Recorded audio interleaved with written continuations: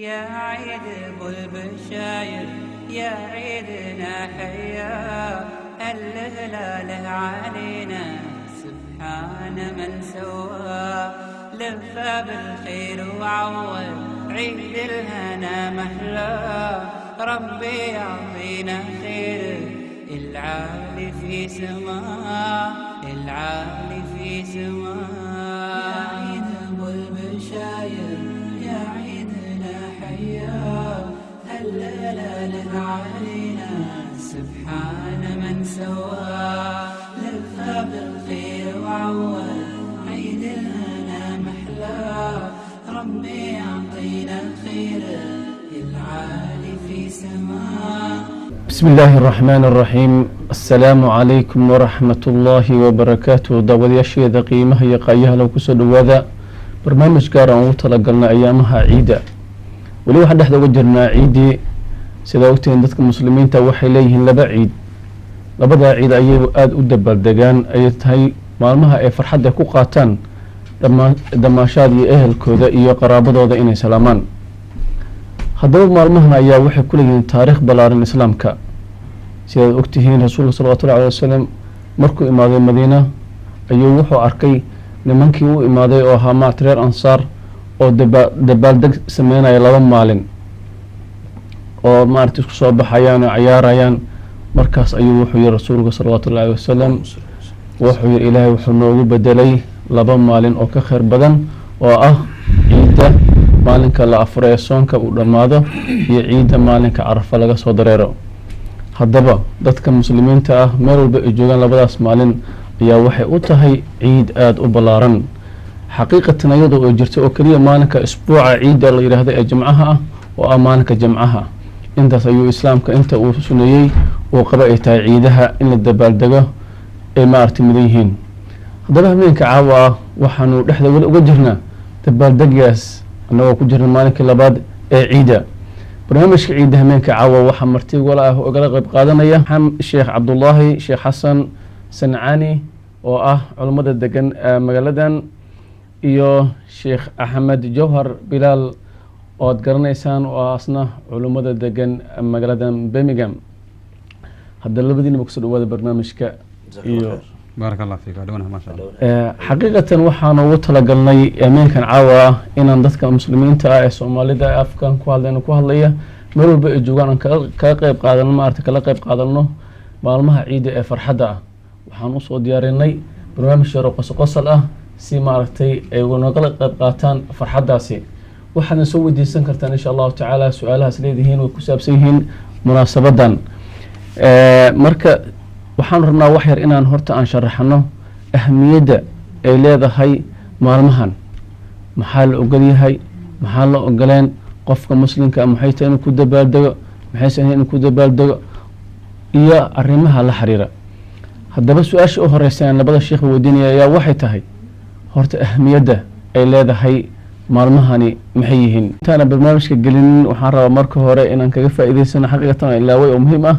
inaan horta dadka ehelka halkan ka salaano labadana anagoo dhanba insha allahu tacaala maadaama dee ciiday tahay oo dadka islaamka meel walba ay joogaan ay tahay in maaragtay anagoo dhammaan dadka soomaalida o dhan salaamayna haddana gaar ahaan bal fursadan insha allahu tacaala sheekh sancaani yaa kaga faa'iidaysanaysa inaad halkan ka salaanto hameenka caawa ah. bismi illah walxamdu washukru lilahi wasalaatu wasalaamu calaa sayidina maxamedin cabdillahi wabacd. horta alxamdu lilah ilaah baa mahad iska leh mahadoo dhan dhammaanteed. wa huma sidoo kale tv-gan somali somsat yaan ugu mahad celinayaa fursaddan qaaliga jazahum allah khayr ee ummadda muslimiinta ay ugu talagaleen ay maalmahanba ku mashquulsan yihiin maalmahan faraxa ah. marka hore muslimiinta oo dhan guud ahaan caalamka meel kastay joogaanba waxaan leeyahay taqabal allahu mina wa minkum saalix alacmaal wa kullu ciidin wa antum bikhayr. khaasatan soomaalida ilahay uu naga dhaliyey luqadooda in aan ku hadlayno waxaan leenahay ciid wanaagsan meel kastoo caalam ka joogtaan ehlada qaraabada asxaabta dhammaan waxaan leenahay ilaahay ciidan ciideeda kale barwaaqiya bashbash iyo reyreyn iyo caafimaad iyo camal wanaagsan allah nagu gaarsiiyo subxaana wa tacala. amiin ya rabbi. baarak allah fiikum ustaad. aada ayaa umahadsan tahay sheekh sancaani. sheekh axmed jawhar fursaddan iyada ah yaad maanta halka caawa minka caawa leedahay inaad ka salaanto maadaama maalmihii ciidda lagu jiro صح وي yaa is leedahay waa ka salaamaya halkan أعوذ بالله السميع العليم من الشيطان الرجيم بسم الله الرحمن الرحيم الحمد لله رب العالمين والصلاة والسلام على سيدنا محمد وعلى آله وصحبه أجمعين marka hore ilaahay baa mahadla subxaana wa tacaala ina soo gaarsiiyey ciiddii carafo ciid al-adxa in aan ka qayb qaadano faraxeeda kabacdi markaan cibaado soo gudanay marka waxaan mahadda hore iskale ilaahay subxaana wa tacaala mahadda labaad waxaan usoo celinayaa cabdiweli iyo bahda soomaali saat oo had iyo jeer alaba khayrka dadka u horseeda baaraka allahu fiikum waa idin leenahay hambalyo iyo ciid mubaarak waxaan oran lahaa marka inta xigta inta aanu ku bilaabin eheladii waxaan aada u jecelahay cabdiweliyow in aan u diro ciid mubaarak aan idhaahdo kullu caam wa antum bikhayr dadka soomaaliyeed meel kastoo ay caalamka joogaan dadka muslimiinta ah meel kastoo ay caalamka joogaan waxaan si khaasa ugu dirayaa yacna salaanta qiimaha badan culummadii soomaaliyeed gaar ahaan culummadeenii jabuuti ka xirnaa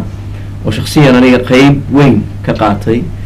waxbarashadayda iyo maaragtay aqoonta diinta oo maanta nasiib darro ku jira jeel xarig meel aada u qarmuun oo aada u folx aan una quri karaynin marka waxaan leeyahay in sha allahu tacaala culimmada sheekh cabdiraxmaan bashiir oo aada loo yaqaano sheekh cabdiraxmaan barkhad sida oo kale iyo sheekh maaragtay giira maydal iyo inta la xidhan xabsiga ku jirta ayaan u dirayaa ciid mubaarak aan leeyahay ciid wanaagsan ilahay baa garabkiina galay insha allahu tacaala iyo shacabka reer jabuuti oo dhan meel kasta ay joogaan caalamka gaar ahaan kuwa jabuuti jooga waxaan idin leeyahay ciidukum mubaarak kuwa soomaaliya طبعا waan sheegay kuwa soomaaliya marka waxaan idhi meel kasta caalam ku jiro marka soomaaliya la ku darariya marka baaraka allah fiik iyo kuwa soomaaliya jooga insha allah aad yaa mahadsantahay yaad si khaasa u salaamaysaa si gaara dabcan waalidiinteed way igu horreeyeen ilaahay qabriga ha u nuuro ama eheladii qaraabadii walaalihii intaba waan u dirayaa waxaan si gaara ugu dirayaa runtii xaaskayga oo aan halkan isla joogno walaashii hiba cumar geelle oo laba gabdhood oo qurqurux badan ii dhashay maasha allah miya nasr la yidhaahdo maasha allah ayaan u dirayaa oon leeyahay waxaan idinka salaamayaa hawada caalamka idinka salaamaya maasha allah ciidul mubaarak baa idin leeyahay iyo intii hadday xidi tahay hadday gacal tahay sodohday dhammaan qaraabadii oo dhan walaalaheed intii dhinacayga soo xigtay hadday walaalo yihiin iyo hadday ilmaadeera yihiin iyo ehelkii oo dhan waan u dirayaa fursad aada u qiimo badan inaan galbeed uga diro iyagoo afrika jooga waa wax aada u qiimo badan aad baad ugu mahadsantahay maasha allah laga baarak insha allah xaqiiqatan anagoo ka faa'iidaysanayna lafteeda fursaddan oo maaragtay aanan isdhaafinaynin waxaan halkan rabaa inaan maaragtay tahniyad maaragtay ciidda aan ugu soo jeediyo ummadda soomaaliyeed oo dhan ama ummadda islaamka o dhan dhan marka hore meel walba ay joogaan insha allahu tacaala khaasatan waxaan si gooni u salaamaya ehelka oo dhan reer guuleed iyo reer guule faarax andhaho iyo reer cabdullahi abshir iyo reer maxamed jaamac iyo dhammaan qaraabada dhan waxaan si gooni u salaamayaa xaqiiqatan wiilkayga anas oo markii u horreysay aada meel u kala fogaan ku kala iidnay asna waa halkan waan ka salaamaya insha allahu tacaala iyo qaraabada dhanba intaas ayaan usoo baxay iyo dhammaanba bahda soomaaliya saad meel walba ay joogaan ugu horeeyo mas-uulka maxamed axmed iyo dhammaanba iyo akhyaarta somsada dhan iyo fuaad iyo kulligood meel walba ay joogaan ayagana waan ka salaamaya insha allahu tacaala haddaan usoo laabta mawduuceeda insha allahu tacala waxaan maraynay maalmahan ahmiyadda ay leeyihiin marka loo fiiriyo islaamka saa ogtihiin waa maalmo agteena ku weyn waa maalmo xag rabbi ku weyn marka ahmiyadda ay leedahay ayaa marka hore culammada maaragtay su-aashaas soo bandhigaya aan ku hormariya dhinaceega maaragtay midigta sheekh cabdullahi sancaani sheekh cabdullahi بسم الله والحمد لله والصلاة والسلام على رسول الله وعلى آله وأصحابه ومن تبعهم بإحسان إلى يوم الدين وبعد marka hore jawaabta intaan u gelin saaxiibada waxaan filayaa waa iga yar cod karsantihiin badan baad akhriseen laakiin anu waxaan kusoo koobaya inteeda horaan ku noqonaya eheladii iyo qaraabadii iyo asxaabta un baan leeyahay intaas sheegteen intaas inay soo hosgelaysaan filaya saysan isku dhihi eheladu jawaadka anigu nima sheegin intaas iga tahay insha allah baarak allahu fiikum أخونا أستاذ عبد الولي سؤال أهمية العيد أهمية دي وان وجدنايو الحمد لله رب العالمين ما أنتوا أنجي ومدة إني مسلمين تاهي taan ka dhalanayo soomaalida ahayd eheladeennii khaaska ahayd qaraabadeennii khaaska asdiqadeennii suxbada aan jeclayn culummadeennii yar iyo weynba inaan halkaan tahniyad ooga dirayno taqabal allahu mina waminkum saalix alacmaal aan leenahay ciid mubaarak aan leenahay allahna subxaanahu watacaala fi kitaabihi alcaziiz marka uu ka hadlayo aad bu aayaad badan baan ka arkaynaa acyaadda sunnada rasuulka sal alla alay slam sidoo kale wax macnaha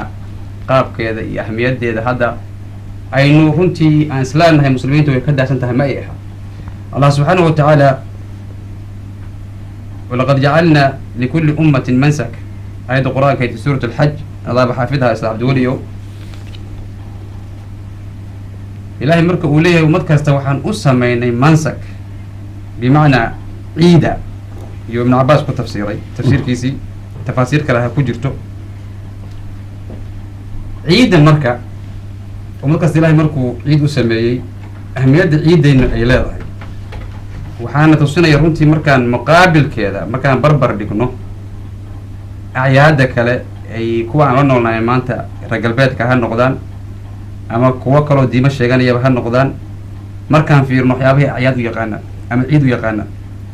waxaan ogsoonahay ama ku magacaabaan ciidulmiilaad qofku markuu dhashay ciid ha loogu sheego maalinkuu dhasho hala buunbuniyo mar walba ha lasoo celceliyo sanad walba ama mid guud ha ka dhigaano ciidul wadan ha dhahaan wadankii maalintii la xoreeyey ha dhahaan ama maalinkii hebel uu dhintay ha dhahaan oo nin weyn agtooda ka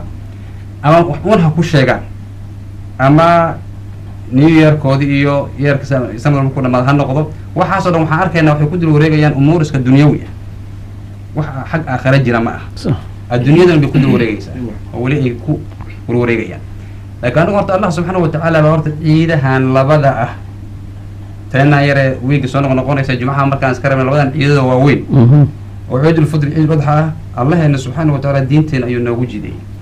oo cidda jidaysi waa allah taa horta midaan ku faantamayno ayagana waxaa u qoray qof yar oo ama ayaga agtooda wax un ay ku sheegayaan yaa yidhi maalintaas ama waa maalinka saas dhacday waa maalintaa khibla ee dhacday laakiin horta annaga masdarkeena waa allah subxaanahu watacaala taaniyan waxaan dareemaynaa labada ciid waxay daba yaalaan ahmiyadda ay leeyihiin kutusinaya mid walba waxay daba taalaa rukni min arkaan alislaam tiirarka shanta ee islaamka tiir ka mid a midna waa soomkii tii aan soo marnay ciidulfitri ramadaankaas weyn ee soo soonnay bishaas iyo shukrun lilah ilahay maadaamana waa fajiyey isagoo wax badan laga faa'iidayey oo ummadii kii qanigahay iyo kii faqiirkahay ee cashadaba aan haysan simay oo baahidii dareensiiyey kii bunuugta u buuxeen yuu ilaahay daba dhigay oo bishii ah qur-aankii allah uu soo dejiyey ixtifaalka waxaan sameynayna ay ka mid tahay nabigeena maxamed sala allahu alay wasalam ayagoo haddii ku faantamaya ama rijaal baan u sameynay acyaad ama kadaa baan u sameynay anagu ciddaan u sameynay waa maxamed sala allahu alay wasalam sudiintana soo gaarsiiyey sidoo kale ciidan kalena waxay daba taallaa tobankii beri oo allah uu ku dhaartay suurat alfajr والفجر وليال العشر والشفع والوتر sidoo kale waxaad arkaysaa yooma carafo alxaju carafa rasuulku sal ly slam uu yidhi waxaa ku jiray 10 maalmood waa maalinka marka ay ku khatinayo 10kaas beri oo rasuulkeena sala allahu alay wasalam uu noo sheegayo in ay yihiin ayaamu dunyaa markii laisku soo daro maalin ahaan inay ugu fadli badan yihiin ayay daba taallaa waa xajkii weynaa oo rugniga ahaa bay daba taallaa taasa marka waa shukru lillahi subxaanahu watacaala ahmiyad weyn baynan agteena ka leedahay iyo ummadda muslimiinta aba kitaabka allah iyo sunnaduna ku caddeeyey xadiiska nabiga sala allahu alay wasallam wadi hadda ay soo qaatay ku furfuray jazaaka allah khayr sheekha inta kale u daynaya insha allah الله يبارك الله يبارك الله يبارك الشيخ أحمد جوهر نعم هي شيخ أهميدي قارب كهالي وحقيقة وكهالي ما حكو درسة كل واحد ما كو درسة إن شاء الله تعالى بارك الله فيك جزاك الله خير أعوذ بالله السميع العليم من الشيطان الرجيم بسم الله الرحمن الرحيم أستاذ عبد الله شاقوي runtii أهمية marka aad leedahay waxaan u malaynayaa qiimaha ay leedahay labadan ciidood runtii waxa weeyaan labadan ciidoodii qofka mu'minka ah ayaa lagaga farxinaya maadaama uu ka soo baxay inuu waajibaad guto ilaahayna ku addoonsaday oo ah kow ciidda carafo inuu soomo oo waxaa xaaraan ka ahaa wax alla wixii naftiisu ay jeclayd oo shahwo la odhanayay سفيان yacna waxaa doonta ku tilmaam hadday biyo tahay iyo hadday raashin tahay haddii haween iyo rag ay tahay yacni waxyaabo badan oo laga joojiyey 30 cisho ayaa waxaa la yidhi maanta way kuu bannaan tahay inaad nolosha halkii hore ka bilowdo waad gudatay oo waajibkaagii waad ka soo baxday sidaas daraaddeed waxaa arkay nebiga ole calayhi salaatu wasalaam lilmu'mini farxataan والفيري يعني قفك مؤمن كوحوليه لو فرح لبدا فرحي ومركا أفطريو هي مركا عيديو مدي بيسكتها سي علمودكم معناها فرح الله بها ومركا رب لكل سبحانه وتعالى يوم القيامة ما شاء الله إنه هو يردون إنه أرندونه أين السائمون ادخلوا من الجنة من باب الريان أو يستاهلوا دون قفك مؤمنك وحالي إذا مركا وحال نسيب درن قفك أنا الدنيا دي انتو جوغي عن صور صامن والباب كجنة كما قال دون وللجنة جنة وحيلادة هي سداد الباب ولا قرر الباب كاستوى قفك الدنيا دي كسو سمي عمل كده قري لها وكقليا مركا سو حديث وحو النبي صلى الله عليه وسلم وكور رميو جنة على قريو الباب دي أبو بكر بمركا فردية ماشي والنبي أكفر دي وحو النبي إلهي ومجرى مد سداد دبا غيري هيك وباب الذكر وباب القرآن ما شاء الله وباب الصوم كان هذا شيء باب جهاد باب الجهاد أبوابتي ولا جنة مجرى أبو ليه مد كقري النبي إلهي وإنت والله غيري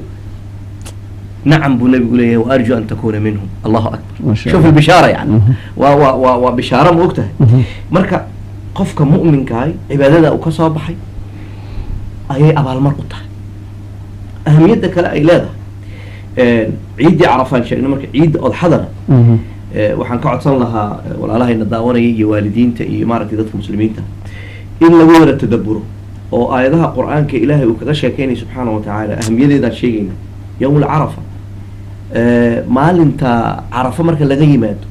maalinka la ciidaya neefka la qalaya odxiyada limaada maxaa loo qalaya xaggay ka timid nabiyullaahi ibraahim calayhi salaam ayaa rabbi wuxuu faray wiilkaaga aada jeceshahay isagoo weliba da-ah hadda waa taqaana innaga soomaliya haddaan wiilasha aad loo jecel lahay carabtuna waa naga sii xag jiraan wila saweyn u dhalay ma faham marka waxaa la yidhi wiilkii keliya hatay uu dhalay ilaahay amarkiisa inta qaadatid qalba li وجورة يا حتى أبا مركها تقول لي بدأ أبا نما كل نقطة أدب وجع عشها قلبي جا وأدبو سفيان ها مركا إسماعيل وهل كان صوت تاجر هذا أنس بهدر شيء يسوي كان في وقتها فهم سفيان قولوا قبيل هذا قال كور يعني أدبك وأتكان يسموكته مركا سو أصغى أوجعل والله جرأ أيك عيسى نبي الله إبراهيم القرآن كمان كان في رسول intuu wiilkiisii u yimiday yacni waxaa ku jirta tarbiya ayaa ku jirta meeshaan waalidiinta xataa la tarbiyanaya wuxuu yidhi waa respect ilmaha in lagu beero la karaameeyo in la karaameeyo wuxuu yidhi yaa abati fiiri wiilkaygiyo aabbo saasuu leeyahy kaanamaa uu baryayo yacna ma garad markaasuu yidhi innii araa fi lmanaami annii adbaxuka maxaa daba socda haddana fiiri yaa abati baa ka horreysa waa waxaa daba taalla fandur maadaa taraa الأوبشن بس الله أكبر بل كورن ريال كوجو أركي ربي باي أمري أنا أكو قلي سفيان بل كورن أرنداس جوابت من الجزء بحي فيري وحلو يا أبتي افعل ما تؤمر ستجدني إن شاء الله من الصابرين إلهي وحلو فلما أسلم وتله للجميل وناديناه يا إبراهيم قد صدقت الرؤيا الله أكبر كبعدنا محد ما تعرض وفديناه بذبح عظيم هل كان سكت من ورقة ضحية الله أكبر رؤيتي واد فليسي أمر كي ربي واد قادتي ويلكي نواد بالبادني نافع حولها قل هل كان سكت إنه وصل بالعبد إلى يومنا هذا واك مركا وضحية الله صاري إن لقلو حولها مركا وحكو جرت أمر ربي أولا قادني أو وحاد قرتي الدون لماذا هذه باد قرت سفيان waxaad la wadaagtay walaalahaagii kale muslimiinta ahaa ayaad waxaad la wadaagtay farxaddii waxaa lagu siiyey qofka aanan isagu xajka tegin waxaa la siiyey maalin yowmul carafa la yidhi inuu soomo oo u dhiganta suu sheekh cabdalla hadda sheegayay intuu soomo sanad ku dhaafay iyo sanad soo socda dambi dhaaf ah allahu akbar credit baad haysataa sanad soo socda dambiye yar hadday kaa dhacaan xoogaa waxbaad kayd ka dhigata laakiin ninkaan soomin ka waran yowmul carafa waxaa ka horreeyey maalmo oo أيام عشر سفيان أو إلهي القرآن سورة الفجر وكشاف وليالي العشر مركا أهمية دي رنتي ميلسري أيها الله لما يرى يسنكروا وما لنتا لا يسعفني لا يسيارني قرابي إيا طل إيا فاميلي إيا ضد bulsho oo dhanba ay isku imanayaan dadka masaakiinta laga farxiya la ismucaanaqaynay shalay oon meel guri aan isugu tagnay oon ku wada ciidaynay oon meel ku wada cunay baa nin walaalkeena wuxuu yidhi aan ismucaanaqayna nebigu wuxuu yidhi markay muslimiintu is salaamayaan dembigaa daata subxaan allah walidalik waxaad arkaysaa afshu salaama baynakum nebigu alaa adullukum calaa shayin in facaltumuuhu taxaababtum marka uu leeyahay hee maxaan samaynaa ma idiin sheegaa waxaad dad samaysaan jeclayna afshu salaama baynakum nebigu xadiis buu wuxuu leeyahay labada mu'mina markay is salaamaan inta ayna isa sii daynin dembigii baa ka dahdanay الله يبارك waa farax yacna ما شاء الله waa qurux waa wanaag waa nabad texka diisoo diraysa waxaa ku jiray nabadda iyo wanaagga iyo cadaaladda ونص ساعة سواشاس جزاك الله خير حمد الذبح كجرة ها هذا معناه يوصل على منك الشيء كينس الله يبارك فيك إمس الصومالية أيها فإذا كهلا الله أكبر حولها لقت الفيل يا إمس قف ها معناه بالضمن بعد قاله حتى إلهي سوى ودك كحرين كو يا الفترة دي هي تنبا ها waxaa ku jirta qof muslim ah oo la qoodinayo سفيع منه ولا يسوى قضية بدو ولا سينية الله يبارك dhaqaalihii cumulaadkii wixii oo dhan waa maaragtay noloshii oo dhan baa ku jirta ما شاء الله الله يبارك يا أحمد جوهر الشيخ عبد الله مثلا مالن كاسي ومالن وين سيدو الشيخ أحمد جوهر أدينا هو الشيختي من الإسلام هذا دتك جوجي فرحدث وحلقية بقى إني أركان أو دريمان أو ماركتي لكن دتك هل كان جوج أما ويست لما مالك زوج أمريكا جوج أما كنا جوج مصريها جوج مالو بيو جوجبه حقيقة واحد أركيس هذا هل ما نسكله هل ما نعرف صحيح شقادي وهداد ما نكاف صحيح شان نصيب له هاي بحس إلى هذا مدة ما هذا كشيء كيسين معناها معلومة هذه أنا لقد يعني سهم عنها معقول كنا قنكرتها معلومة سنة وين أو سيس هذا runtii bismi illah alxamdulilah ولو الدين تحت عروتها إن الدريمان معلومة إن معلومة وين يهين يا aada iyo aad baaraka allah fiik waa su-aal muhiim ah bismi illah alxamdulilah runtii muslimiintu marta waxaa saaran meel walbay joogaanba waman yucadim shacaa'ir allah fa inaha min taqwa alquluub shacaa'irta inay weyneeyaan biqadri istitaaca fataqu llaha ma statactum صح shalay alxamdulilah rabbi alcaalamiin si fiican baynu u daraanay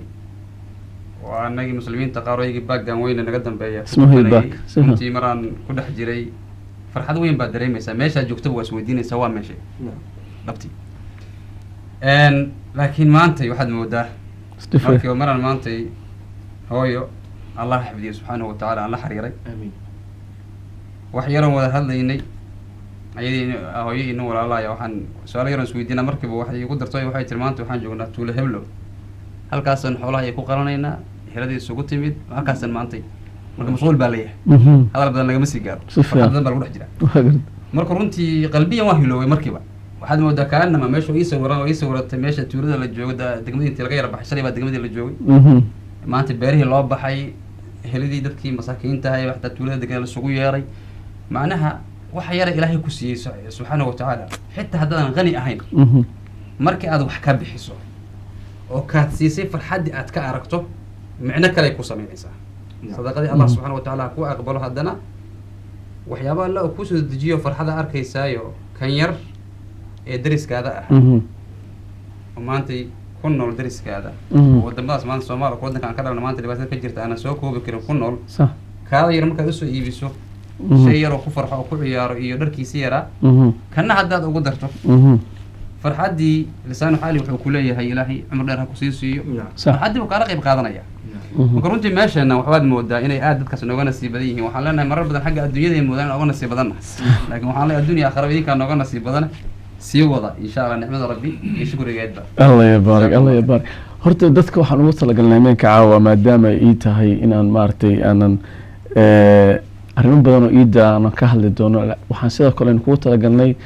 barnaamijyo yar oo maaragtay qosol ah oo dadka inaan ciidda kala qayb qaadano oo inaan mar walba maaragtay aan ummadda ka xanaajin ayaan ugu talagalnay oo noo soo socda insha allahu tacaala farsamo yaqaanada ayaa noo diyaarin doona sheekh axmed haddaan ku weydiiyo maalmahan sideedaba maxaa horta la ogol yahay in la sameeyo bismi illahi raxmaan raxiim maxaa la dadka ogol islaamka yahay? waxyaalo badan baa jiro ay maalan maalmaha ciidda ay sameeyaan oo dadka qaar ay dhahaan islaamku ma ogola marka maxaa is leedahay macnaha dadka muslimiinta aan daawanaya iminka caawa farleheeda leedahay waxaas la ogol yahay waxaasna maaragtay la iska ilaaliyo dad baa waxay qabaan maalan dad baa dhaha maalmaha ciidda in waxyaalo badan oo mubaax macnaha aan macnaha banaaneen in maaragtay la sameeyo marba arrimahaas cabdiweli khayr allah kusoo su-aal muhiima Sax. runtii in dadka walaalaheena ay ku baraarugsanaadaan ay fiican tahay anigu waxaan odhan lahaa runtii wax kaste oo xalaal ah oo bannaan in la sameeyo maadaamay maalin faraxa tahay waxaa laga yaabaa dadku inay isku qaldaan sideen u faraxna sax sideen u gudanaa faraxyagii ama aan u muujinaa in aan faraxsannahay oo aan ku faraxsannahay inaan joogno yacni maalin ciideed sax okay waxaa laga yaabaa qurbaha iyo dhulkan aan joogno in weliba dhinaca dhalinyarada haddaan u yara iisho in ay jiraan waxyaabo la isweydiinayo ku saabsan maalan musica oo kale yani in dufkaan dhehayna in music la tunto صح oo lagu tuurto cajalado in aflaam la sameeyo in waxyaabo yani saas oo kale la odhanayo iyadoo lagu yaro daba dhuumanaya yani waa maalin faraxoo ciido maaragtay maanta xoogaa waa muruqa iska jaraynay marka muruq iska jaristaasi sambare raxad baa ku jira صح oo ay dhici karto in xaaraan lagu dhaco iyo xumaan lagu dhaco maalan in hameenkii waqti dambe la baxo iyada oo hadda saacaddan wixii ka dambeeya oo kale in inta banaanka loo baxo lasoo la foofo oo suuqaan galaynayo shaatigana waxaa kamid a in dhar aanan fiicnayn gaar ahaan hadday gabdho tahay iyo hadday wiilal tahayba waxaan ugu daran gabdhaha maxaa yeelay gabdhuhu waa cawro indhahayna soo jiidanayaan ayaga oo dhar aan fiicnayn intay xidhaan suuqa u baxan dee waa cawradii banaanka iska taal islaamka iyo diinkeenuna wuxuu ugu talagalay gabadha uu xifdiyey wuuna asturay wuuna dhowray dhowritaankii marka reer galbeedku maanta waxay nooga dhigeen waxa qurux badan qaawanaantii bay qurux ay ka dhigeen waxaana runtii aad arkaysaa pressure in uu saaran yahay weliba markaad dhalinyarada fiiriso hadduu internet yahay hadduu advertisement yahay hadduu t v yahay hadduu raadi walba uu kaga imanayo waxaad moodaa marka pressure laftigoodu in uu saaran yahay laakiin waxaan leenahay idinkaa ka adag iimaankiina kala xataa wax iska dhaadhicinaya maalan marka ayaga christmaska oo kale iyo waaminada aad maaragtay city centerka u aadaan oo tuurayan marka anaga iideene doona wax sameynaa ku leeyihiin laakiin waxyaalo kale oo kaga habboon baa jira xaqiiqatan waan kuu soo waday yani dadka muslimiinta ah oo dee annagoo ku nool qurbahan baa waxaa loo baahan yahay weliba aan odhan karo culummada in loo fikiro dadkeena muslimiinta ee galbeedka ku nool waxaan hadda soo sheegnay pressure badan inuu haysto jaaliyadii ama dadkii muslimiinta caamatan markaad fiiriso dadkani xuduud male oo wax hadaynayo oo xaaraan ka ah ma jiro wax kasta way u banaan yahay dadka jaaliyadahan la nool lahay yani oo aanan ahayn muslimiinta adiga laakiin markaad muslim tahay xuduud baad leedahay oo xuduuddaad isma dhaafi karti waxaa laynaga rabaa marka in an alternative badiil in loo sameeyo maalan badiilka waxaa ka mid a in la alufo meelo masraxiyaad lagu sameeyo masraxiyo marka hool oo kale lagu qabanayo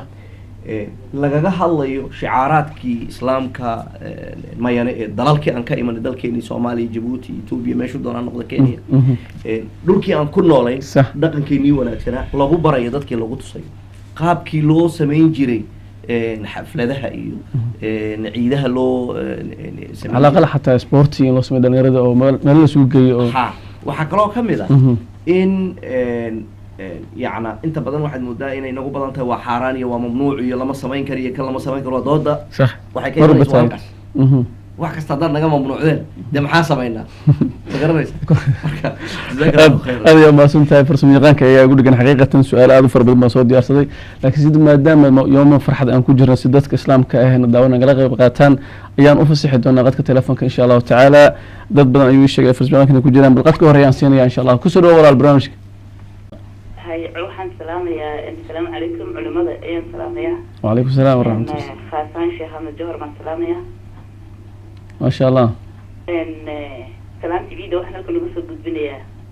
dadka Soomaaliyeed oo dhan meel kasta ku nool yihiin banaan iyo gudaba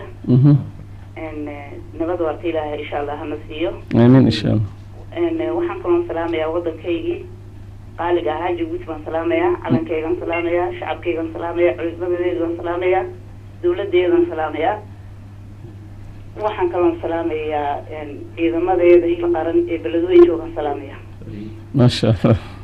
ilaahay garabkooda ha galo waddan Soomaaliyeed bay joogaan oo dhulkoodii bay hagaajinayaan insha Allah anaguna hiilayaho waan la joognaa waan garab joognaa waxaan kusoo gabagabeynayaa familkayga carruurteeda iyo odaygayga iyo waxaan salaamayaa asxaabtii oo dhan assalaamu calaykum rood ma sha Allah annagana waan ku salaamanaa insha Allah tacaala Allah yabarik insha Allah aad ay mahadsantahay roodo intana qadka ku xiga siinin insha Allah tacaala sheekh Cabdullaahi baan siinayaa sheekh Cabdullaahi waxaad isleedahay sida oo sheekh Axmed sheegay dhalinyarada meeshan joogta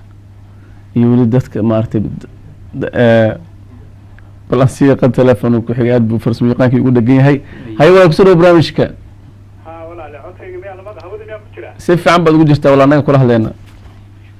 walaal aad baan idin salaamayaa salaamallah madaba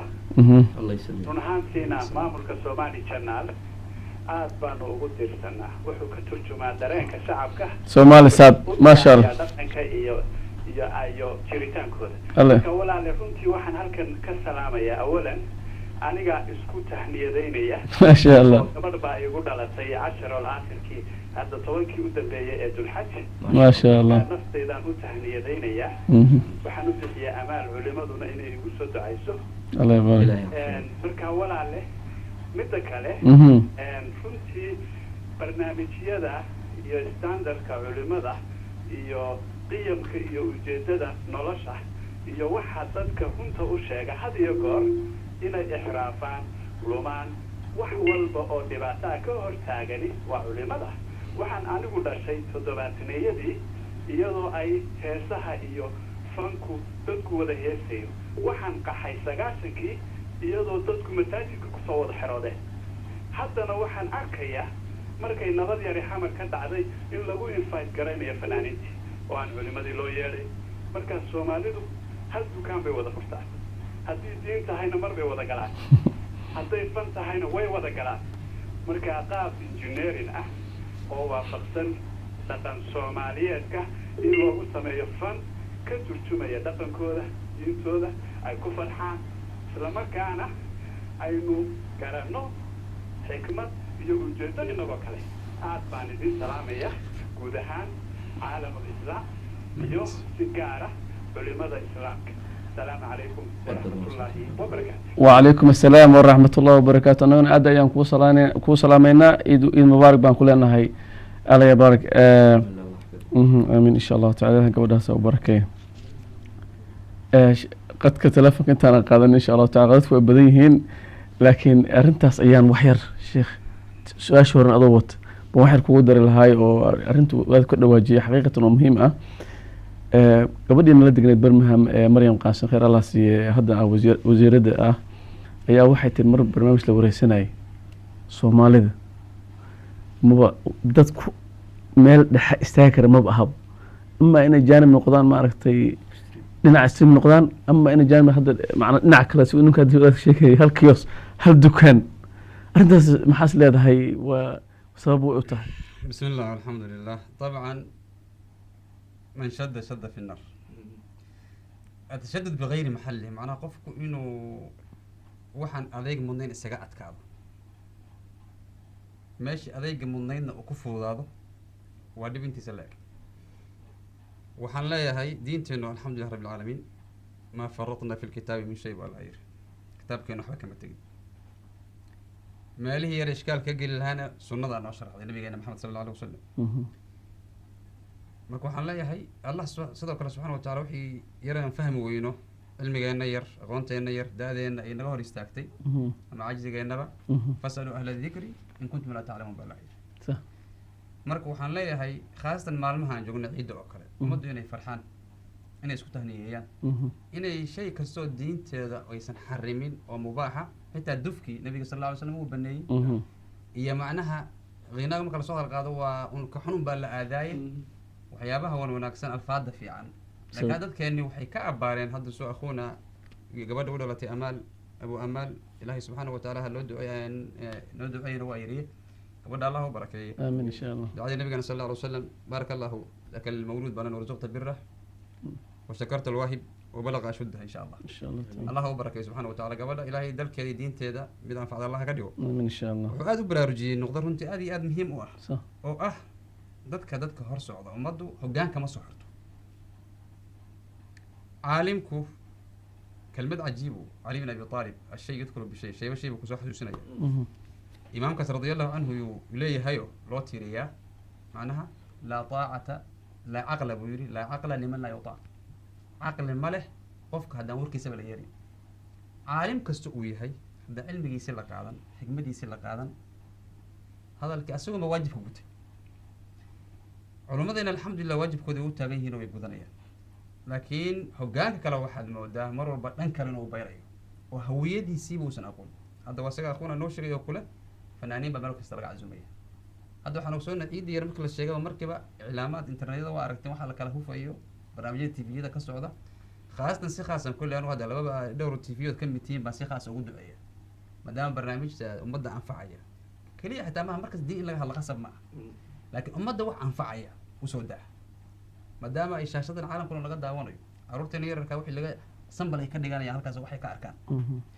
marka runtii waxaa muhiima hogaankana allah subxana wataala taala hagaajiyo aamin insha allah inta ka dhiman allah u soxdo Mhm. waxaan leeyahay marka dhallinyaradana waxay kusoo loo soo qaban karaa hadda magaaladeena hadda aan joogno birmingham u k oo kale ka culamaa ka cuqaasha ragga tujaarta ah hadda sheekhuna wuxuu ka hadlayay in la sameeyo waxyaabo ku habboon ardadii Mhm. ardadii yaryarka ah kuwa dhedhexe kuwa in la iskaashado oo haddii la iskaashado oo oo barnaamijyo culus loo diyaariya Mhm. ciiddii ardadii Mhm. 3 beri 2 beri maalin haddii wax kale la waayo Mhm. oy helaan intay meel kale aadi lahaayeen meelo loo kireeyey kii ciyaarta jeclaa ciyaarta uu helayo basketballkiisa uu helayo kii sokorka jeclaa sokorka uu helayo Mhm. kii jeclaa waxyaabo inuu ogaado dhaqamadiisii iyo arrimihiisi hore loo diyaariyo runtii wax badan bay aad anfacaysaa aad ayaa umahadsan tahay Jazaak sheekh Allah. cabdullah sancaani xaqiiqatan waxaan u sheegaynaa daawadayaasheeda qiimaha lo inaan anagu aanan t v inaan wax ka sheegno aan macnaha gooniya aanan wax ka sheegin laakiin xaqa siduu yahay unbaan culimmaduna sheegaysaa insha allahu tacaala bal qadka telefonkaas iyo hani oo kasoo hadlaysa sweden hani kusoo dhow barnaamijka walaale Halo, salaam calaykum. وعليكم السلام ورحمة الله هني عدكان wax yar kor u qaad walaal Walaal waan salaamayaa dhammaantiin. waan kaa qaadnay codka waa aad uma maqalno Caadi ma maqlasan walaal. ha wax yar kor u qaad waa fiicanta hadda maasha allah Okay, walaal waxaan doonayaa inaan idhaahdo aad baa mahadsantahay Soomaalida. adna waa mudanta walaal haye Eid mubaarak baan leeyahay walaal. Mubaarak. Aad fiican baatiin. Marka diinta waliba sheekhyada inta nooga sii badiyo saan u daawan. ما شاء الله الله يبارك إن شاء الله تعالى هني هذا يوم ما سنت ولا إن شاء الله يا عيد هل كان كسلام يسا أو سقاس وسلام يسا Walaal waalidkay hooyaday macaan aabahay familygayga ehelkayga dhammaantoodana waa soo koobay. هذا يوم ما سنت هني إن شاء الله تعالى خير الله كسي شيخ أحمد هرت بالفرصة يقانك أيام وحق عصرنا وحير إن شاء الله تعالى إنه ما ركتي هدي صورة قلتها هي بلدتك سأقول غيب قادنا عيدة laftigeena haddaan dhahan wax walba macnaha maana dhi xaqiiqata wax walba laakiin inaan waxyaalaha yaroo fanifanayaha maaragtay aanan kala qayb qaadano qosqosol ah bal nala daawada barnaamijkan insha allahu tacaala barnaamijka hore wuxuu ka sheekeynayaa bal horta marka hore nala daawada insha allahu tacaala intaan nala daawan laakiin waxaan weydiin lahaa sheekh axmed jawhar su-aasha xigto sheekh axmed adiga oo aada u hurdo badan mathalan haddii laba saaxiibo leedahay inta ku yimaadaan ay ku yiraahdaan maaragtay ay gurigaa kugu soo dumay dab qabsaday ka kac meesha maxaad samayn lahayd see suuradsan lahayd maxaad dhihi lahayd anigoo hurdo adoo aada u quurinaya waaba hurdo badan tahay waa argagixi lahaa waa ka gaxi lahayd bal kalimkan yar nala daawado insha allahu tacaala aniga adaga waxu sameynaya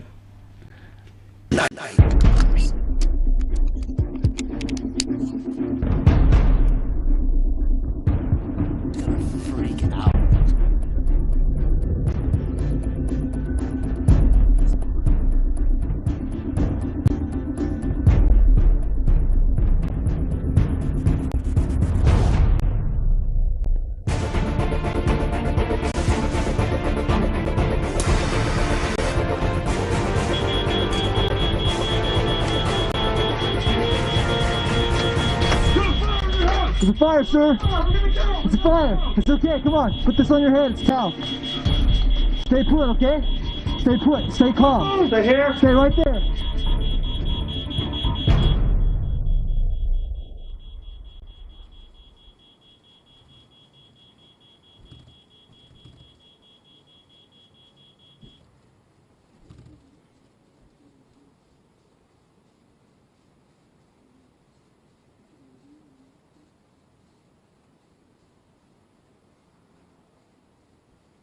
Anybody coming back? Hello?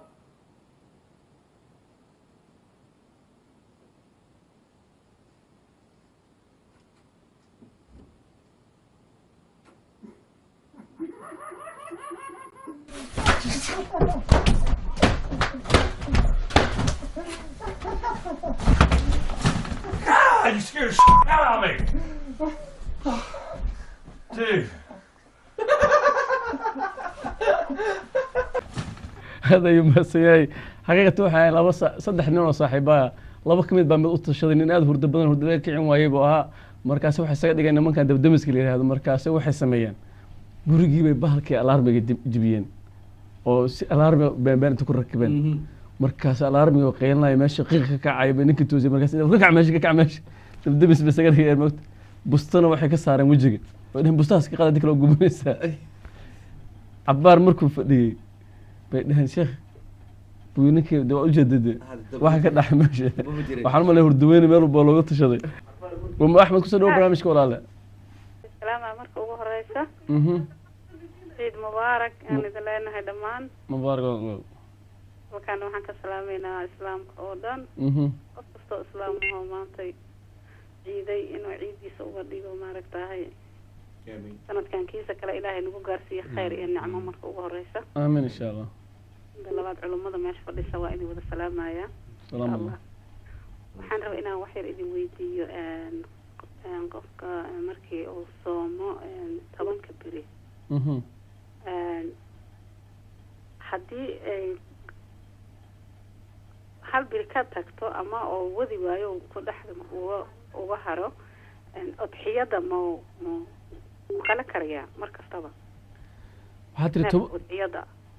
tobanka beri oo tobanka beri hadda lasoo dhaafay hadduu soomaa dhahday ha ama uuna dhamaysan ba tobankii inuu soomo rabiyo laakiin uu dhamaysan waaye waa gartay marka udxiyada uu rabaa udxiyada ma kala karaa oo waajib ku dad qofka waxaa la igu yiri maalin dhawaatan ku maqlay gabar aan cawga isku qabsanay waxay igu tiri markii oo tobanka beri aanad soomin oo hal beri ay ka tagto ama aad ودي ويسيدح أدوها هرتيد عمل وضحية يعني واجب منك وها عمل aad ayaad u mahadsan tahay insha allahu tacaala bal waa weydiinaya culamada insha allah inkastoo su-aasha aysan aada waadax u ahayn bal waan weydiinaya aad ayaad umahadsan tahay maaragtay axmed insha allahu tacaala nadan kasoo hadlaysay sheekh axmed adoo soo koobay waqtiga nagu yar dadkan aad ayay u badan yihiin fasmicaan kasoo ii sheegayo kolba tii hore waan kaa qusliyaan umalinaya tii baan rabaa inaad ka dabato gabadha su-aasheedan insha allahu tacaala waxaan hadaayi marayna yacna in alternative la helo badiil in la helo صح oo waa kamid kan imika haddana tusto kale in jaaliyadii hadaayi masrixiyaa sheegay moogtahay masrixiya islaamiya in la sameeyo yacna walaalkii haddeer soo hadlay abu amaal ilaahi ha xafido in labada dariif la kala tago oo meel dhex aynan jirin ayuu tilmaamay صح taasina waxaad moodaa in ay tahay xamaas صح laakiin marka laga hadlayo suugaan iyo marka laga hadlayo aflaamta haddee ma wada xuma culimmadu waxay leeyihiin wax kaste asal ahaan uu bannaan yahay laakiin waxa ama xaaraan ka dhiga ama calaamatu su-aal saara bannaanayntiisa yani xalaashiisa waxa loo adeegsado saas daraaddeed waxaad arki masraxiyo islaami ah oo laga matalayo nolol maalmeedka lagu nool yahay bulshadu meel kasta ay joogto hadday jabuuti joogto hadday soomaaliya joogto maya hadday maraykan iyo maaragtay canada ay joogto haddii ay halkan joogto birmingham iyo u k dadku siday u nool yihiin wax ka matalaya qofku marka fanku waa maxay waa message buu diraa ninka fanaanka wuxuu dirayaa message ama siyaasi ah ama bulshada ku aadan ninka sheekha caalimka ah message uu diraya bulshada hadday hogaamiyayaal siyaasadeed yihiin iyo hadday culamo yihiin hadday shacbi caadi yihiinba message buu qofkani diraya waxaan rabnaa marka anagu in loo sameeyo sida hadda oo kale khayr allah kaa siiyo message xalaal ah oo yacna xumaantii iyo xaaraantii xaaraan waxaa la yidhi waa wax xun oo fool xun mugta waxay dadku ka faa'iidaysan karaan in dhalinyaradii loo sameeyo in la isku tago hadda sheekhu wuxuu tiriyey dhowr jiho hadday masaajid tahay oo culummadii ay kasoo jeedaan hadday ganacsatadii yihiin hadday community leaderskii ay yihiin maya dhalinyarada laftigoodii haddii ay yihiin waalidiintii haddii ay yihiin in la isku tago waxa la sameeyo aad ayaad umahadsantahay sheekh axmed jawhar waa kaa xoogaya dawladasheeda qiimaha iyo qayaalaha waxaan isoo wadnaa insha allahu tacaala fideoye waan isku keen qabanayna maadaama waqti uu jira farsamyaqaanka aad ayuu canaananaya leeyahay waqti badan ma haysatid bal asiya maxamed oo qadka telefoon ku jira maxamed kusoo dhawo barnaamijka walaale maxamed sheekh axmed daahir baa la yidhahdaa hayo walaal maxamed barmahan andwosaan kasoo hadlayaa hayo walaal hanswad kasoo dhawo barnaamij waan dhowahay culummada meesha fadhiso iyo barnaamijka dadka wada ee macnaha samsat waan salaamayaa dhammaan salaamullahi caleyh waxaan si gaara u salaamayaa ustaadkanaga sheekh cabdiweli alla yabaarak insha allah ciyaalkayga macalinkooda si gaaraan u salaamayaa taa kadib macnaha waxaan rabay inaan salaamo ummadda islaamka dhammaan ciid wanaagsan aan idhaahdo farxadda maanta iyo shalay lagu jiray labadaba inaan macnaha kala qayb qaataan doonaya ma garat aada iyo aad ummadda soomaaliyeed waxaan ugu ducaynayaa insha allahu wadada hagaagsan in ilaahay ku hanuuniyo ayaan ugu ducaynayaa aamiin insha allahu tacaala khaasatan culummada soomaaliyeed waxaan in badanna way ka hadleen macnaha in dadka baraarujintooda xagga diinta iyo sida macnaha hanaanka hogaankooda uu ku wanaagsan yahay inta macnaha dhimana inay ku dadaalaan ayaan aada uga codsanayaa ma garat aada iyo aad maxamed aada iyo aad ayaan anagu ku salaameynaa hogaanka soomaaliyeedna in ilaahay hagaajiyo ayaa oo hogaan wanaagsan oo cadaalada inuu ilaahay ka dhiga ayaan aada ilaahay uga baryayaa aamin ya rabbi aamin ya rabbi intaa kadib waxaan salaamayaa dhammaan qaraabadayda oo ay u horeeyaan aabbahay sheekh axmed daahir oo beledweyne joogo hooyaday siina sheekh cabdullaahi oo xamar joogto maasha allah labadayda xaas saxan sheekh cabdi hoosiye oo bermahan ila joogto iyo xaaskayga weyn oo muqdisho degan dhammaan ciyaalkayga wiilkayga corodkayga axmed moxamed maasha allah oo maraykanka joogo gabadhayda ku xigta oo macnaha sweden degan sucaad maxamed dhammaan ciyaalkayga meel kastoo ay joogaan iyo dhammaan qaraabadoo dhan ba iyo dhammaan qaraabadoo dhan dadka islaamka inta waan salaamaya dhammaan aad ayaa umahadsan tahay maxamed insha allah waqtigaan yar waa kusii siin laheen aad ayaan maaragtay kaaga mahad celinaynaa ciid mubaarak baana ku leenahay insha allahu tacaala maxamed intaanan u gelin insha allahu tacaala barnaamijka maadaama waqti badan ay haysanin su-aalo badan oo ay diyaarsanaayeen bal waxaan rabaa horta intaan ilaaw inaan clipkan yar in tuso si maaragtay cabdullaahina markaas isaga markiisa aan su-aasha weydiiyay laba video yarar baan tusaya insha allahu tacaala oo isku xiga Ferrari just pulls up in a handicap zone. No handicap markers on the car. The guy did not look handicapped. There's plenty of parking spots. I'm gonna see how he likes me pissing near his Ferrari. Dude, it's a joke. It's water. It's a water bottle. I'm not even peeing. Dude, easy. Don't touch me. Dude, don't touch me. What do you? You're in a handicap How about spot. I call the police? You're in a handicap. How can it's a Ferrari? That doesn't matter. Dude, don't stop. Dude, enough. Enough. Huh? No, it's not. water. xaqiiqatan labadaba waxaan rabnaa isku daba qabana insha allahu tacaala midka hore waxaa weeye waddankan ingiriiska dad badan ayaa waxay yihiin aada u badan handicap oo ah disable baabuurta disableka marka wax leeyahay calaamad marka nin baa wuxuu watay gaariga Ferrari la yiraahdo gaariga Ferrari oo baabuurta ugu qaalisan adduunka marka wuxuu ninkan ku dhiibsaday calaamadii handicapnimada meesha waa nin aad u xoog badan saad ugu jeeday TV-ga marka nin baa daawanaya markuu meesha dhigay markaasuu wuxuu cabaar markii 20 daqiiqo bacdi ayuu wuxuu caagad biyo ninkaas rabaa inaan dadka soo yiri inuu handicap ahayn boos handicapkan waa dhigtay caagad biyo soo qaatay wuxuu iska dhigay wax ku gaari ku kaadinayo markaas uu leeyahay gaariga Ferrariga ya midaan kala ka sii daray Cabdullaahi Sheekh Cabdullaahi Salcaaniyo adoo caruusa wadamadan qarbiga waxa laga yaqaanaa qofka caruuska inuu keeg afka u galiyo islaanta ama ninka u galiyo islaanta baad keeg tir afka u galiyo markaas farti ka qaninti ma sameyn leed video way la daawo insha Allah ta'ala bal wax sameyn leed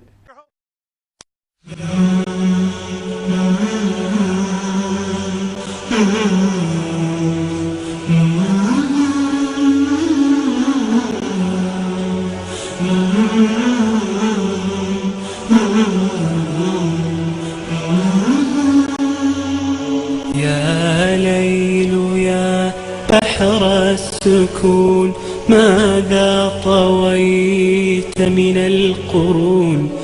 كم waxaan u maleynayaa Sheekh Cabdullaahi marna kama suuro balay dharbaxdo ya bismillah horta dharbaxleed marna wax kaaga daran waxay tir waxaas waxa dhib ma lahayd tir moogta markaas uu dabcan kursiga ka kaco dadkiisa u dhigtay طبعا ولو من ناحيه شرعيه انه ما كان رقم قدر نكون رحسنين صح لكن حدنا نين اي حبيبتي سيدو عقبتي فركه قنيتي صح وانو نفكس عن الوقت المده وقلت لك ربحك ما كان ربحي ودو قوري ودا سو waxa laga yaabaa farxad ba ka tambaatay wax loo qoro ma بارك الله فيك يا اد بو qasbana arrinkaas xaqiiqatan Sheekh Ahmed maxaad leeyahay adigu arrinkaas warna aad u yaab leh horta runtii sawirkaan anigu hadda ka hor ma arkin waa gartay laakiin hadda waa intaan arkayay waa qosol bal celin lahaa صح hadda sheekh Cabdullaahi uu farsameeyay waxaan u maleynayaa anigu waa xanuusta deetana dabcan kuma waafaqsanin ficlan صح meesha waa caroos waa farxad waa sax wey qofka haddii uu umale ugumay kasin miskiinta moogtahay صح in uu dharbaaxo xataa hadduu qanina xataa ugu bedelo xataa hadday qanida xataa uu ugu bedelo waa wax lagu qosla laakiin wax qurux badan oo fiican ma aad ayaad mahadsan tahay waana wax dhici kara dee dadku ka dhici waa bini aadan moogta isaga laftigu waa naflay laakiin waxaan u malaynay in uu ka walwali doono inuu aad u xanuunsan ka murugoon doono arrintaas aad ayaad mahadsan tahay barnaamijka ayaa gabagaba inoo maraya su'aalo badan ayaan habeenka caawa qabay laakiin su'aalahaas oo dhan dib ayaan u qaatay waxaan rabaa insha Allah ta'ala su'aalaha u dambeeya inaan labadiinaba ku soo gabagabayno barnaamijka aan weydiiyo talooyin maxaad ummadda Soomaaliyeed ciidan adinkoo kaga faa'iideysanay aad kula talin lahaydeen si wadanka cadaalad iyo nabad iyo barwaaqo iyo maaragtay loo gaar ama meel walba Soomaali kaliya aan dhihinay Soomaaliya dhan insha Allah ta'ala maxaas leedahay بسم الله الحمد لله talooyinkaas waa dabcan waan aad buu bilaarintaan u guda galin gabadha walaasheen ahayd haddaan su-aasheedii uu hilmaamo laga yaabo Ustaad Cabdiweli wax yaraan soo koobo walow aad ay u guda weyn tahay horta soomka la soomayo ee sunnada ah oo 9 beri la soomayo ee العشر ذي الحجة la soomayo iyo udhiyadu waa kala labo bixasab cilmi waa kala labo صح shaqo isku la maaha صح oo qofku xitaa hadduu si kale uga mashquulo xitaa uu soominba صح udhiyadii lafteedu waajib ma waa sunna mu'akkada si culimadu yiraahdeen wuu samaysan karaa afarta beri maalinta ciid ah iyo 3 beri ka dambeeya ilaa maalinka dambe maqribkiisa maqribka laga gaaro uu ka dhacayo hadda maanta iyo beri dambe waa la samayn karaa udhiyadii marka walaashan waxaan leenahay udhiyada way samaysan kartaa haddii ilaahay maalin badan soo sonta ilaahay ku aqbalo subxaanahu wa ta'ala wax dhibaato ah ku soo in udhiyadii samayso male udhiyada soo waxyaabo badan bay leedahay iska ilaali uun inay mid ceeb la ay tahay mid geeskeedii wada jaban yahay ama inta badan uu jaban yahay oo kale mid insha Allah oo kale waxyaabahaas ka ilaali suu rasuulka sallallahu alayhi wasallam uu sheegay shuruudda waxaa ka mid ah assalaamatu min al-uyub inay waxyaabaha ceebta ah neef wanaagsan kaad jeceshahay ummadda aad jeceshahay ehelada aad jeceshahay ku madsoori lahayd Allah ugu dhawo subxaanahu wa ta'ala iyo mid ka si fiican ba intaas gabar ku soo gabagabeynaya ama talooyinkan wadanka Allah noo dejiyo subxaanahu wa ta'ala amiin ya rab amiin ilaahay ciidda kalmida wadanka iyaga iyo Soomaaliya ku xidna Allah naga dhiga dhamaanteen ba inta jecel wadanka runtii kulli dadka aad ku jecel baan ku jiraa waxaan leeyahay horta aad in isugu dulqaato waa muhiim as-sabr diya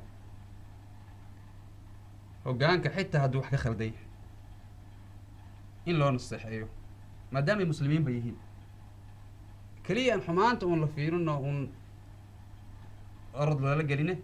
in la waaniyo loo duceeyo ومهم جدا صح أيقونوا إن الشعب كودي فهمان كلمة عجيبة خلفاء الرسول علي إنه هم في ابن أبي طالب ينبغي ويمدوا يقعد وقل القليل يجري معناها عادل يمثل يشد وكذا عثمان بقى كافينا وارن تابير عثمان يا رعيدي سهابي لكن أنا أقول على الجو هذيك أنا ضايع هوس جوي هذيك سنة ده الله يسر لنا ما كرنتي هجانك هرت الله نونا جي سبحانه وتعالى هذا واني كوسع اللي هذا هجانك ولا هجانك ومده هجانك ما سحرته صح العلماء والأمراء كما سحرته إلهي هرت هاي سبانسي الله كو أنا ضد كان غير كاكو دغن نقول هذا أنا قدير الله نقدر وعن لا يمد إنه حلقة وكوجرا إن الله سبحانه وتعالى كتاب كيسي سنة النقول ماشي فنانين تلقى عزومة مغسوس سوى أروليا إن علماء اللي لقى عزومة عيدة هاي ماشي فنانين تلفتوا يمكن وريرين أن هيسا أن الله يابي سجعيل يكون مقعباني موزقون ومن الناس من يشتري الأحوال الحديث يضل عن سبيل يسوق لي إن كوا بدنا وحافي عن رقنتي ومدة وحونا وسهر مرينا يداي ولد كاسف عن وجه الله خير الله سيو تن أنا السكو وافقسية حتى علماء بوقت كقرط إني حرام تهاي الموسيقى وتا ومدة دباتك وكأنه يسوي شهوات كده وريرنيسة أنت يكون مشغول سيء وحكى له ناقص ومدة وصو بدلا هجانك مركو وحن لا يهاي شعبكو دقفوا شعب في عام بلاهنا قدري إن أي فهمان إن أي ودم ريان متكسر حتى قابدر متكسر دب بدن إنه كسر قادو قبل كي سوق ده بدي سوق سوق ولا تعامل لها إنه ولا تعامل وحن لا يهدم ما نتوب إلى الله جميعا أيها المؤمنون لعلكم تفلحون الحل هو التوب إلهي أنو نقولنا إلهي خاصة وصير ويري عفوا وقت وكاير ديريان في الأيام من عمل صالحا من ذكر أو أنثى وهو مؤمن فلنحيينه حياة طيبة ولنجزينهم أجرهم بأحسن ما كانوا يعملون هذا وحاد دبا فردي قفل به الدعاء اللي يسكفر الله سبحانه وتعالى سورة العصر سورة حتى وصلوا ذا قانا سبع نقول قنو العلم العمل به الدعوة إليه الصبر على الأذى فيه أن دولا أسقبسنه الدنيا خراب وحق إلهي نولش ونوبل لنقاده نولش ونكسنا كون علينا حكام يمحكومين بقى ما كتابك يا سنة عن قبسنا لا هويدنا المسلمين با إلهي وحنا السيء دينتي إسلام كيد ديمها جور نوفي عنه ومن يبتغي غير الإسلام دينا فلن يقبل منه إن الدين عند الله الإسلام وفضل إلهي أنا كمان دورا مركو مدة إنه وحنا لا هي عيد ذاك إلهي ودن كأني والشريعة اللي هو حكومي دينتي سي البيقية ومد المسلمين سان كرن شيء إن شاء الله مرة به يلا ينوم إن شاء الله تعالى آمين يا رب آمين يا رب الشيخ أحمد بارك الله فيك بسم الله الرحمن الرحيم أنا كل يعني طلعهان طلع نفتي ذي ولا لها عن وسوق البني كو مد خره فرح يا كجرنا كنتي أما وقت فرحات وما ربتي عيد أيام كجرنا عادة عيد هرت سيدي دبا بالآدم كوا قف مسكين إنسان بانا لو قلت المعامة إلا وبضن سيدو أوكلا جف كدا وخلدا منك لكن النبي وحيد عليه الصلاة والسلام كل ابن آدم خطاء وخير الخطائين التوابون معنى هيدو قفكو إن وقرته يعني إن وقفي وصال قفك قفي كل لذلك عبادة واحد أركيسا مرور غفران ayaa daba socdo istighfar salaada marka tukato adiga aragtay istighfar waxa ku jira